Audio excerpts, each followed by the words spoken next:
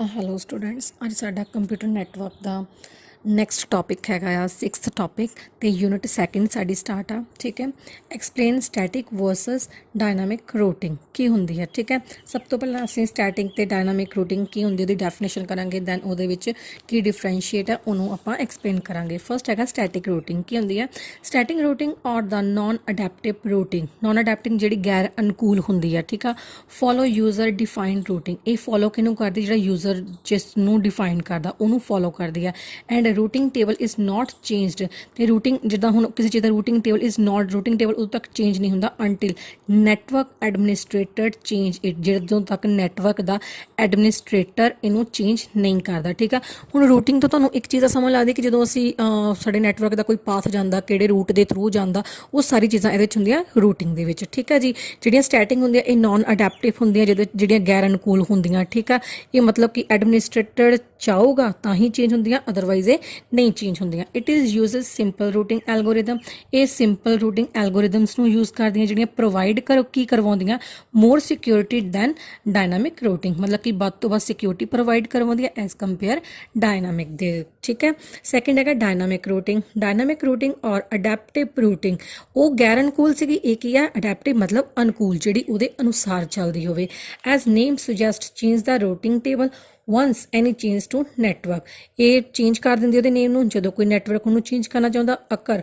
ਔਰ network topology changes, ਮਤਲਬ ਕਿ ਨੈਟਵਰਕ ਟੋਪੋਲੋਜੀਸ ਨੂੰ ਵੀ ਚੇਂਜਸ ਕਰ ਸਕਦੀ ਹੈ ਆਪਣੇ ਅਕੋਰਡਿੰਗਲੀ। ਠੀਕ ਹੈ ਜੀ, during network changes dynamic routing send a signal to a router, ਜਦੋਂ ਇਹ ਨੈਟਵਰਕ ਨੂੰ ਚੇਂਜਸ ਕਰਦੀ ਹੈ ਡਾਇਨਾਮਿਕ ਕੀ ਕਰਦੀ ਹੈ ਰੂਟਿੰਗ ਸੈਂਡ ਕਰਦੀ ਹੈ ਸਿਗਨਲਸ ਨੂੰ ਕਿਹਦੇ ਕੋਲ, ਰਾਊਟਰ ਦੇ ਕੋਲ। ਠੀਕ ਹੈ, ਜਿਹੜੇ recalculate routes and send the update routing information, ਜਿਹੜੇ ਰੀਕੈਲਕੂਲੇਟ ਕਰਦੇ ਆ ਕਿ ਕਿੰਨੇ ਰੂਟਸ ਨੂੰ ਸੈਂਡ ਕੀਤਾ ਗਿਆ, ਕਿਹੜੇ ਕਿਹੜੇ ਰੂਟਸ ਦੇ ਥਰੂ ਡਾਟਾ ਨੂੰ ਸੈਂਡ ਕੀਤਾ ਗਿਆ, ਐਂਡ ਸੈਂਡ ਕਰਦੀ ਆ and sand and update routing information, ਕਿ ਰੂਟਿੰਗ ਦੀ ਇਨਫੋਰਮੇਸ਼ਨ ਨੂੰ ਕੀ ਕਰਦੀ ਆ ਅਪਡੇਟ ਕਰਦੀ ਆ। ਆਈ ਥਿੰਕ ਕਲੀਅਰ ਹੋ ਗਿਆ ਹੋਵੇਗਾ ਸਟੈਟਿਕ ਤੇ ਡਾਇਨਾਮਿਕ ਦੇ ਕੀ ਹੁੰਦੀਆਂ ਆ। ਉਸ ਤੋਂ ਬਾਅਦ ਆਪਾਂ ਇਹਦਾ ਕਰਾਂਗੇ ਡਿਫਰੈਂਸ। ਫਸਟ ਹੈਗਾ ਇਹਦੇ ਵਿੱਚ ਰੂਟਿੰਗ ਦਾ ਪੈਟਰਨ ਕੀ ਆ।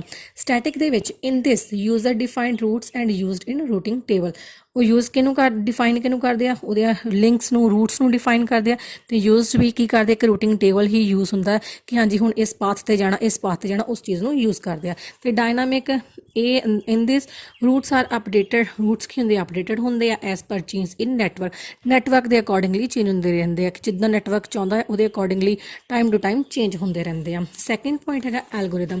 ਨੋ complex algorithm use to figure out shortest path, ਕੋਈ ਵੀ ਐਲਗੋਰਿਦਮ ਅੱਜ ਤੱਕ ਫਾਈਂਡ ਨਹੀਂ ਕੀਤੀ ਗਈ ਇਹਦਾ ਸ਼ਾਰਟੈਸਟ ਪਾਥ ਲੱਭਣ ਨੂੰ। ਠੀਕ ਹੈ ਜੀ, ਨਾ ਇਟ ਯੂਜ਼ਡ ਕੰਪਲੈਕਸ ਐਲਗੋਰਿਦਮ, ਇਹਦੇ ਵਿੱਚ ਕੰਪਲੈਕਸ ਐਲਗੋਰਿਦਮ ਯੂਜ਼ ਕੀਤੀ ਜਾਂਦੀ ਜਿਹੜੀ ਗੁੰਝਲਦਾਰ ਹੁੰਦੀ ਆ, ਜਿਹੜੀ ਫਾਈਂਡ ਕਿਹਨੂੰ ਕਰਦੀ ਇੱਕ ਸੌਖੇ ਰਾਸਤੇ ਨੂੰ, ਮਤਲਬ ਕਿ ਸ਼ਾਰਟੈਸਟ ਪਾਥ ਨੂੰ ਫਾਈਂਡ ਕਰਦੀ ਆ। ਥਰਡ ਪੁਆਇੰਟ ਹੈਗਾ security. It provide higher security provide ਕਰਵਾਉਂਦੀ ਹੈ, ਡਾਇਨਾਮਿਕ ਲੈਸ ਸਿਕਿਉਰ ਹੁੰਦੀ ਹੈ। ਠੀਕ ਹੈ, ਫੋਰਥ ਹੈਗਾ ਆਟੋਮੇਸ਼ਨ।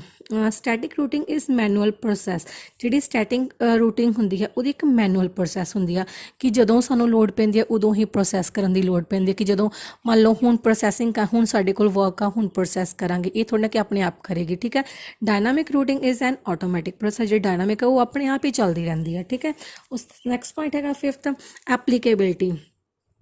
ਸਟੈਟਿਕ ਕੀ ਕਰਦਾ, it is used in smaller network, ਇਹ ਸਮਾਲਰ ਨੈਟਵਰਕ ਨੂੰ ਯੂਜ਼ ਕਰਦਾ ਆ। ਡਾਇਨਾਮਿਕ ਕੀ ਕਰਦਾ, it is implemented in large network, ਇਹਨੂੰ ਇੰਪਲੀਮੈਂਟ ਕੀਤਾ ਜਾਂਦਾ ਲਾਰਜ ਨੈਟਵਰਕ ਦੇ ਉੱਪਰ।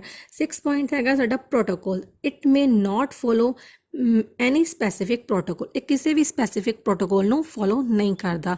Dynamic it follow protocol like BGP RIP। ਠੀਕ ਹੈ, ਇਹਨਾਂ ਦੋ ਪ੍ਰੋਟੋਕੋਲਸ ਆ ਜਿਨ੍ਹਾਂ ਨੂੰ ਇਹ ਕੀ ਕਰਦਾ ਫੋਲੋ ਕਰਦਾ। ਠੀਕ ਹੈ, ਅੱਗੇ 7th ਪੁਆਇੰਟ ਹੈਗਾ additional resource. It does not require any additional resource, static rooting ਨੂੰ ਕਿਸੇ ਵੀ ਐਡੀਸ਼ਨਲ ਰਿਸੋਰਸ ਦੀ ਲੋੜ ਨਹੀਂ ਹੁੰਦੀ। ਅਤੇ dynamic it require additional resource like memory bandwidth etcetera. ਠੀਕ ਹੈ, ਇਹਨੂੰ ਕਿਸੇ ਐਡੀਸ਼ਨਲ ਰਿਸੋਰਸ ਦੀ ਲੋੜ ਹੁੰਦੀ ਆ, ਜਿੱਦਾਂ ਵਾਧੂ ਮੈਮਰੀ ਹੋਵੇ, ਇਹਦੀ ਬੈਂਡਵਿਡਥ ਗੁੱਡ ਹੋਵੇ। ਠੀਕ ਹੈ, ਇਹਨਾਂ ਸਾਰੇ ਜਿਹੜੇ ਰਿਸੋਰਸਿਸ ਆ ਇਹਨਾਂ ਦੀ ਲੋੜ ਇਹਨੂੰ ਪੈਂਦੀ ਆ। ਆਈ ਥਿੰਕ ਤੁਹਾਨੂੰ ਡਿਫਰੈਂਸ ਵੀ ਕਲੀਅਰ ਹੋ ਗਿਆ ਹੋਵੇਗਾ ਸਟੂਡੈਂਟਸ।